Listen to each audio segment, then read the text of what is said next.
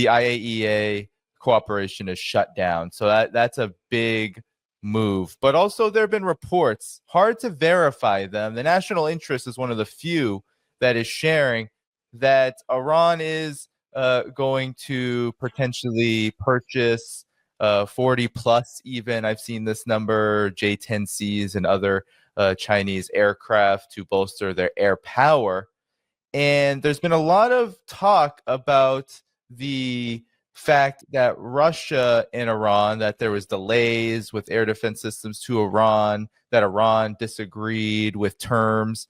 I'm curious on what your thoughts on the next steps for Iran. What are your reaction to these reports, and how does it conform to, the next phase of this conflict? Okay, so I haven't seen the actual national interest story before now, but I've heard these reports on social media, and I looked at them, and there's certainly a possibility they're true. Yeah, I don't see any better sources here in the national interest story either. I have. It's possible, right? But it's also possible that this is pure disinformation for whatever purposes. I can't verify this. I have no evidence of this. The J-10 is a good aircraft, but so is the Su-35. So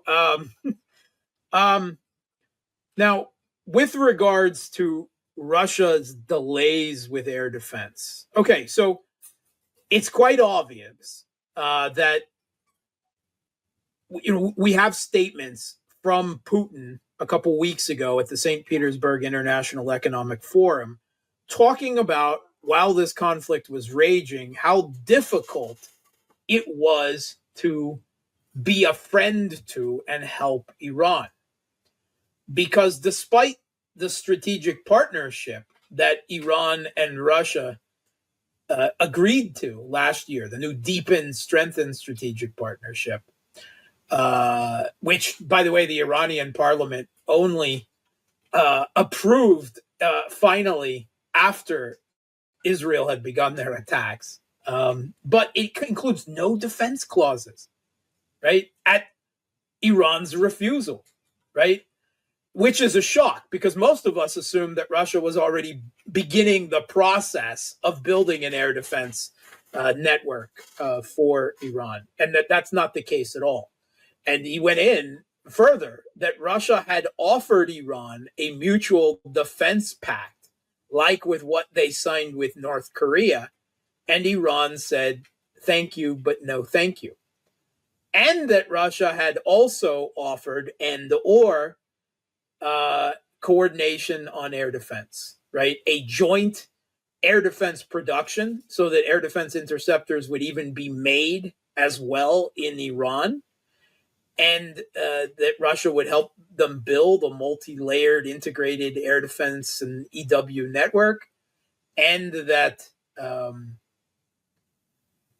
they would even be hooked up into Russia's own satellite and radar air defense, warning system.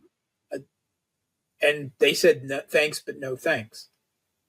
And apparently the reason for this, what we're being told, and I haven't seen it denied by the Iranians at all, is that this was because the Iranian government, again, supposedly, and it makes a degree of sense, Pezeshkian, right, the so-called reformist who ran on a campaign naive as F of placating and improving relations with the West, so that makes a certain amount of sense, that they believed that militarily aligning themselves with Russia, well, Russia was already in a proxy come direct war with the US and NATO in Ukraine, would ruin any chances of Iran improving relations with the West. And get this, might even lead to direct conflict between Iran and the United States. So, I'm sorry, Picard epic double facepalm, right? That's the only reaction. Now, Iran is a prickly nation, all right? They've got a millennia of history, right, behind them as a civilization, that they've got their pride, their sovereignty. And, there's some bad history between Russia and Iran, whether that was the Romanov Empire and the Persian Empire, or even in World War II when the Soviet Union and Britain invaded Iran under fears that Iran would side with the Axis powers. And that was brief. What's more is that there had been a previous agreement around a little bit before and around 2010, say, for Russia to deliver their S-300 air defense system to Iran. A little older, but very formidable still, right? Ukraine was using them to great effect in the beginning year or two of the conflict there until Russia finally got rid of them all. But Russia was going through their own naive phase of believing they could cut a deal, right? That they could ingratiate themselves with the West. This was when Medvedev was president. That was when when Medvedev agreed to the UN Security Council resolution that opened the way for, at least in their minds, for the West to dismember Libya, turning it into the failed terrorist state that it is today. But they withheld on the deliveries of these S-100s for years, right? For years before they were finally delivered. And that was out of an attempt to please the U.S. So Iran has, some reasons to distrust Russia. But it must be said that both Russia and China have come a long way in the last decade, since 2015, say, to where they are today. And I think it's obvious to us, right, in the alt media community, that Russia and China and Iran they will either hang and survive together, or they will be hung separately, right? That's it. That's the options. The U.S., sees a closing window, geopolitical window of opportunity. They wanted to take down Russia first in Ukraine. That the Biden administration, that failed. Now they just made an attempt to take down Iran. This, shall we say, prioritization and strategic sequencing, right? The end game, of course, is to go for China, but they tried to separate China by taking out Russia, and then when that didn't work, Iran next. All U.S. presidents since Obama have been trying to pivot to Asia to confront China, but they've all gotten bogged down, every single one of them, in either the Middle East or now Eastern Europe with Ukraine and Russia as well. So I really hope that in the aftermath of this, we saw this emergency trip of Aragchi to Moscow. He didn't go to Beijing. He went to Moscow. And the Russians, they didn't, there was no transcript, no readout of what happened, but we did have Peskov saying, how can you help the Iranians? What will you do? And his response was, well, that depends on what they ask for, which seemed a fairly expansive. It wasn't quite, we'll give them whatever they want, but there are some people that are, interpreting that way. Maybe it was, we don't know. But I believe that the Russian government, after the last 5 years, last 10 years, understands that you can't cut deals with the West. You can go through motions, but you can't ever trust them. And hopefully Iran has reached that. But they also need to learn to trust Russia and China. I think that this will become easier if everything is presented as a tripartite, right? Everything is done together. It's not just Iran has to come to an agreement with Russia and depend on and trust Russia, or depend on and trust China, but it all has to be done, the three of them together, right? Mutual defense agreements, strategic agreements, whatever it takes.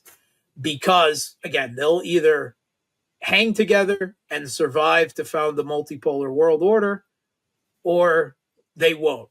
And we'll have another century of U.S.-led Western global hegemony. That's the game. That is it. And in every other country, North Korea, Syria's gone now. They're bit players on the scene for various, resources, capability, foundations of geopolitical strategy reasons or political will. It comes down to these three, and they're all quite clearly targeted as adversaries by the United States. And we had statements from Kellogg, former General Kellogg, who is Trump's really babysitter for the Kiev regime during already collapsed diplomatic talks on trying to close out the Ukraine conflict on U.S. terms. But Kellogg warned that there was a new geopolitical reality, and that's why the Trump administration was at least trying to consider, not obviously succeeding, but trying to adopt a more realist-based foreign policy viewpoint. Because whereas previously they could deal with Russia and China and Iran separately, that now they were all interconnected together to some ways, and they were working with each other, not to the degree that they need to, right? This needs to be strengthened. But I mean, one of the clear examples of is the U.S. goes after Iran, right? And right away, oil prices started raising. Donald Trump is freaking out and screaming at, I don't know, the market, someone, I'm watching you. You're playing into the hands of the enemy for oil prices rising. And then, it was a few days after that they tapped out of the conflict. Meanwhile, the prices of energy go up and Russia starts, we're in the money, right? The war coffers are full, keep it up.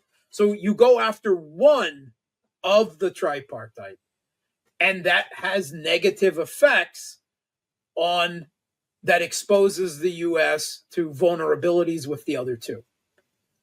They need to strengthen this. They need to trust each other. They need to find ways to trust each other. And the military defense between the three of them, the intelligence defense, the intelligence cooperation, and other degrees of cooperation. I could certainly say that both the Iranian media and the Chinese media could probably take some cooperation with RT and Sputnik under consideration. I mean, supposedly there are already programs of cooperation, but they don't go far enough because, I mean, RT, I got my own issues, right? They've got their petty internal politics and warts and all, but no one can deny how effective they've been in total. Right. I mean, the U.S. screams about their effects in Africa and South America and how they're turning the world against them all the time. So that's certainly another degree of cooperation. But it's got to deepen. It's got to strengthen. It's got to become more than just tactical maneuvers. It's got to become deeply institutionally rooted reality. The alliance between Russia and China, Iran. They need to stop getting over this aversion to that terminology, that way of thinking. A long time we've heard, SCO, BRICS. We're not a geopolitical bloc. We're against that type of thinking. Well, you may not have any interest in geopolitical blocs, but meanwhile, the opposing geopolitical bloc, U.S.-led Western global hegemony, they have an interest in you. And you have to either hang together or you'll fall separately. Yeah, and it's quite ironic, actually, that a lot of the reports about Iran potentially bolstering its air power, not necessarily air defenses, with the Chinese aircraft was going on as the defense ministers of the SCO were meeting together.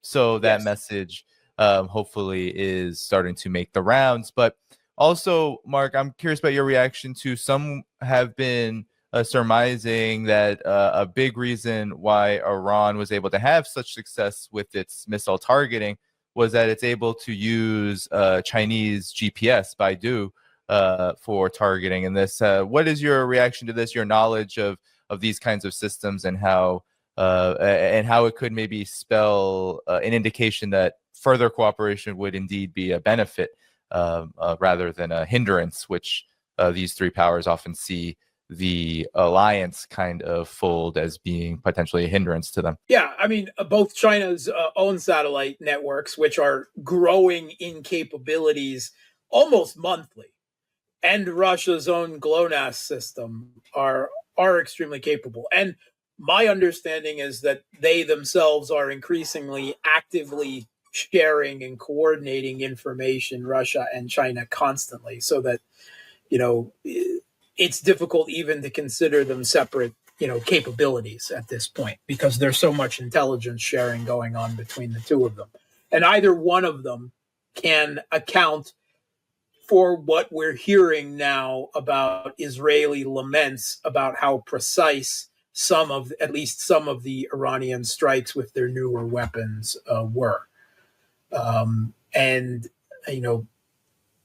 space is just another battlefield now, right? We often think of space only in terms of science fiction and laser guns and that, but satellites, anti-satellite capabilities, I mean, that's the real game right now. Not even so much, kinetic things, weapons, rods from gods, and that sort of things. It's all about satellites and anti-satellite weapons.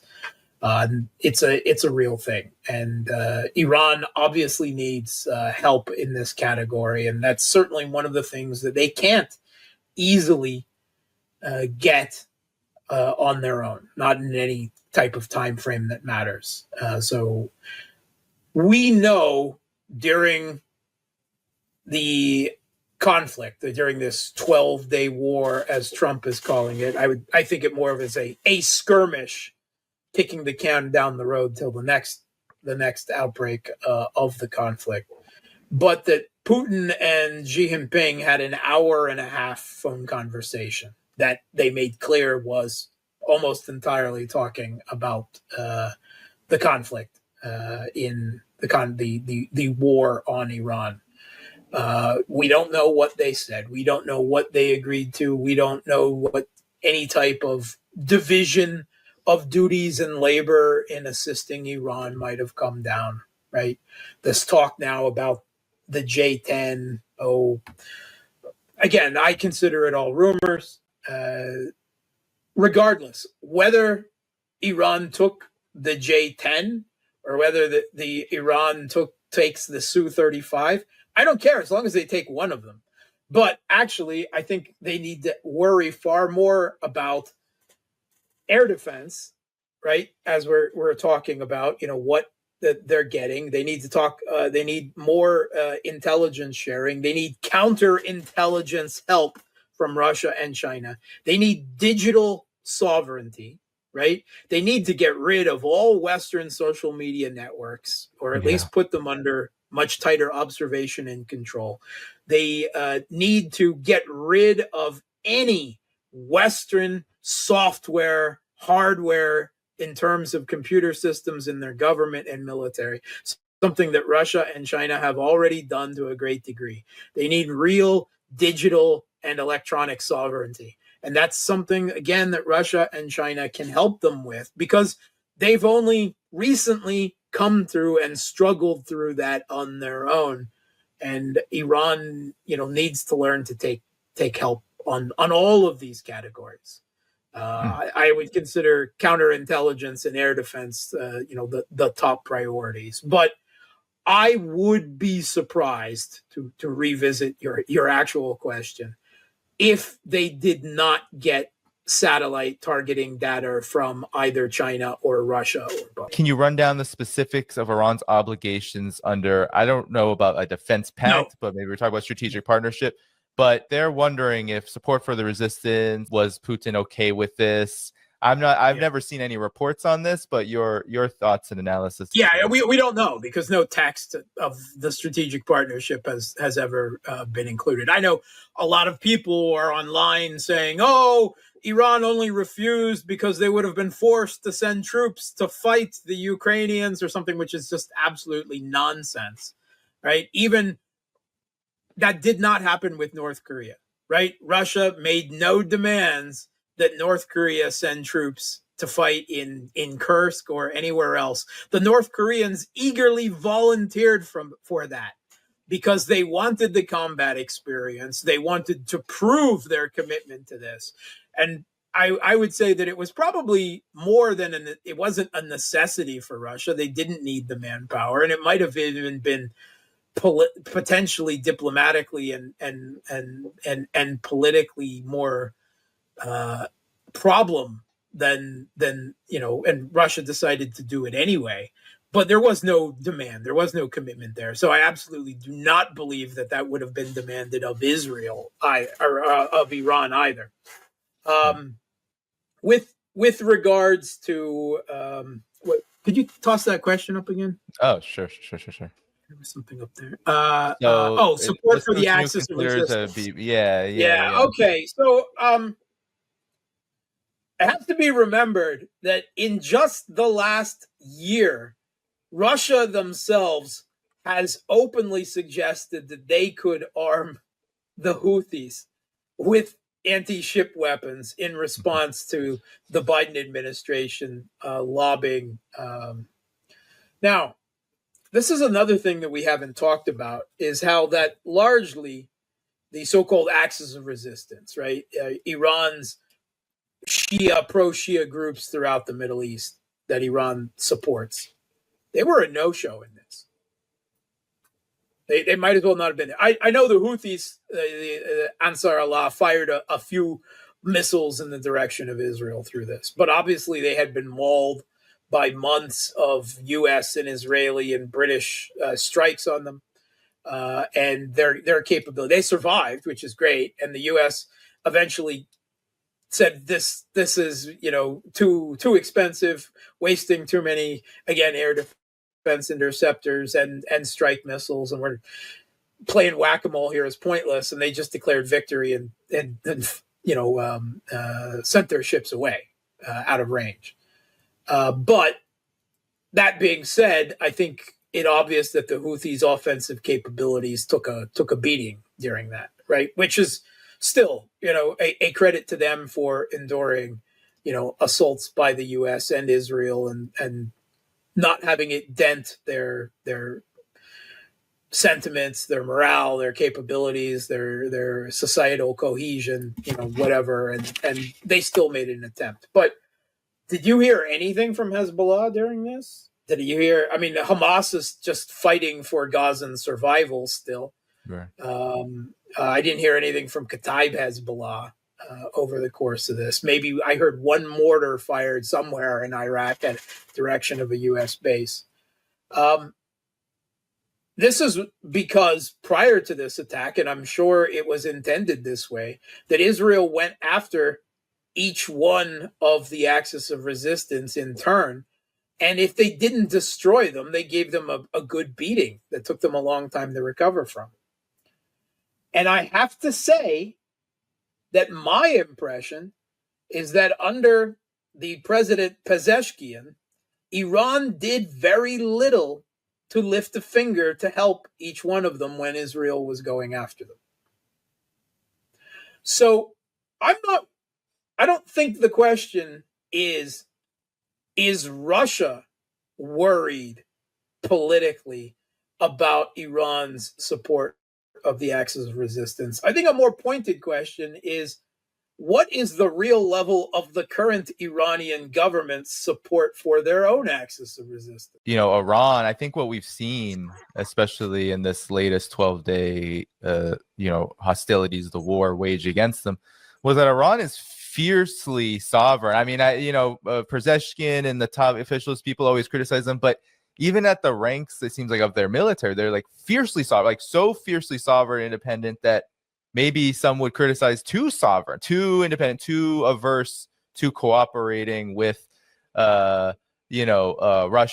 They really want to rely on indigenous capabilities. This was something that was almost like 10 toes down kind of statements coming out of Iran during this. So there's also this. There's also the how the approach is militarily, politically to these problems. It's absolutely understandable. Again, Iran has a millennia-long history of civilization, wanting to maintain their sovereignty and independence and relying on their own capabilities is, in a way, commendable.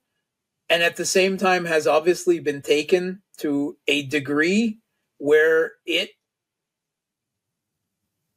caused severe damage to Iran in a military confrontation with the West, and has obviously been taken too far.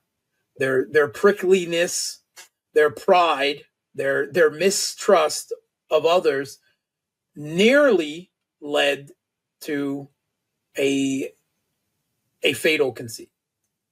And like I said, Russia and China and Iran, it's not just a problem with Iran, right?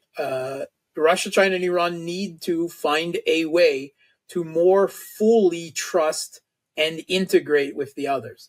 Yes, that is going to mean a certain degree of sacrifice of sovereignty.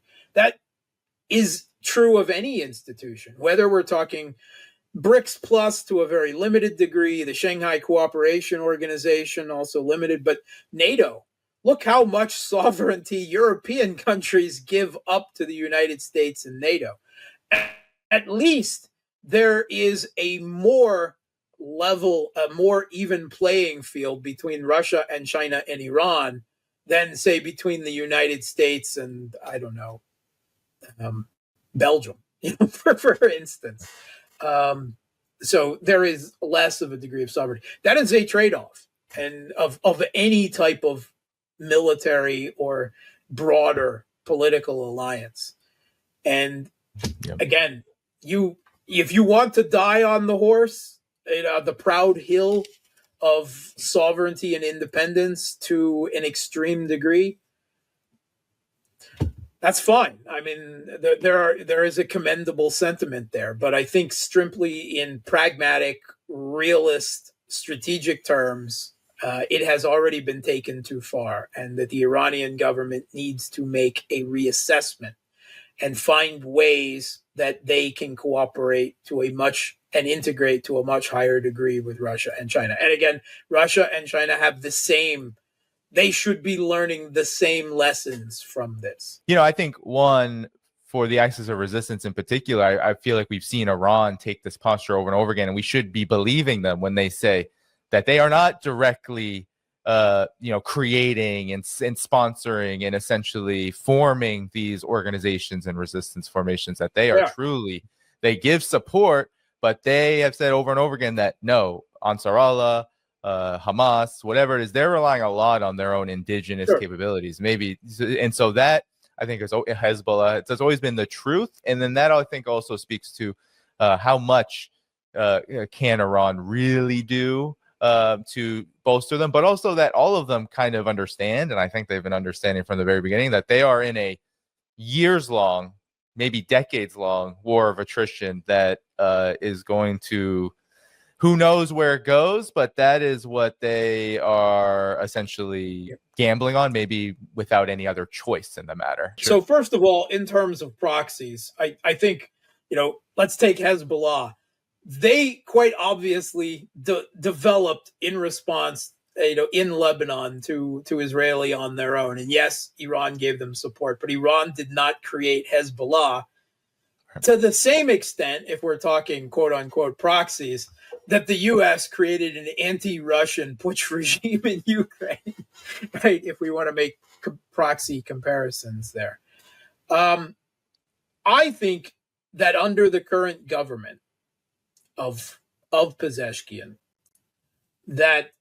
and after joining BRICS Plus and the Shanghai Cooperation Organization, that the Iranian government has made the decision itself to draw a degree of political and military remove between themselves and the axis of resistance. I think they made that decision. We can talk about whether it's the right or the wrong decision, but Right. I know that I've heard people making the argument from within Iranian academic and government sources. There is an ongoing conversation is, why are we sacrificing ourselves, our interests, making enemies, trying to save or even be a gadfly in the process of the, against the Israeli genocide of Palestinians, when all of the Arab countries in the Middle East aren't lifting a finger? And that I don't see as any degree of lack of sympathy or change in ideological orientation from Iran, simply a more realist, pragmatic, and cold-blooded assessment. I've said it on my own channel. I'll say it here. It's a black pill that a lot of people don't want to hear. But the Palestinians are a doomed people. The Israelis are bent on genocide and ethnic cleansing and the forging of a greater Israel. The United States has been quietly complicit in this slow-moving policy for decades.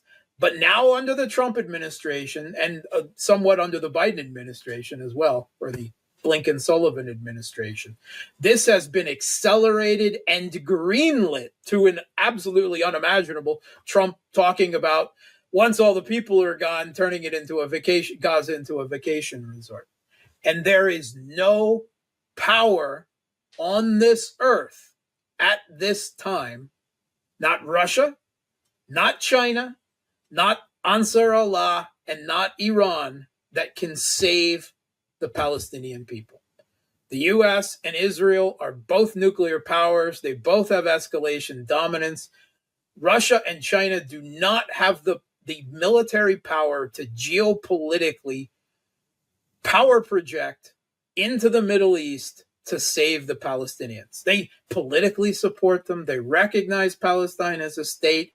They will condemn the U.S., but ultimately the Palestinians people in the fate of the U.S. president, and the U.S. president, who, I mean, whatever, it doesn't make any difference whether it's Trump or Biden or whatever else. The U.S. course is set.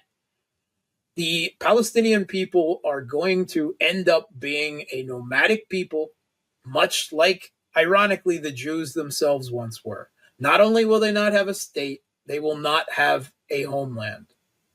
And it seems inevitable at this point. It's happening before our eyes, and people don't want to recognize that fact yet. I think there is probably a reluctant but grudging and cold-blooded calculation being realized in factions within the Iranian government as well, that it's a losing cause.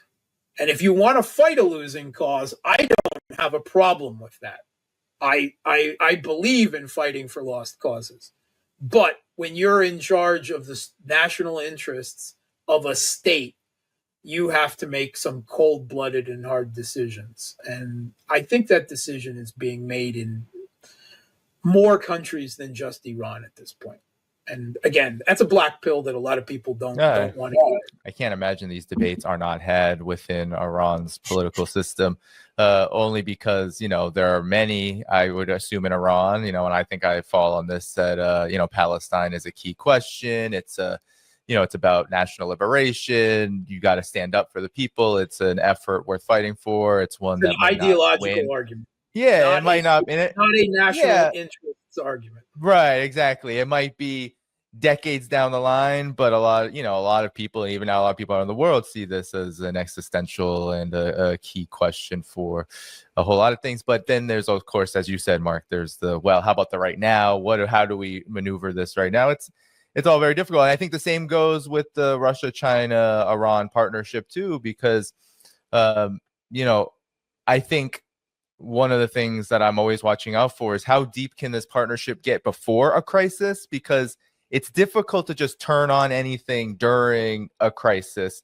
It's military partnership, cooperation alliance. These things do not just speed up when a crisis happens. It is really key, I believe, that any kind of hesitancy on any of the sides be worked out, because eventually, I think all of them should be very well aware, the U.S., Israel, the U.S. and its vassals, whatever, they're not afraid to create a crisis in rapid fashion, regardless of whether it'll go well for them or not. Yeah, that's not whether even it makes strategic sense or not. Yeah.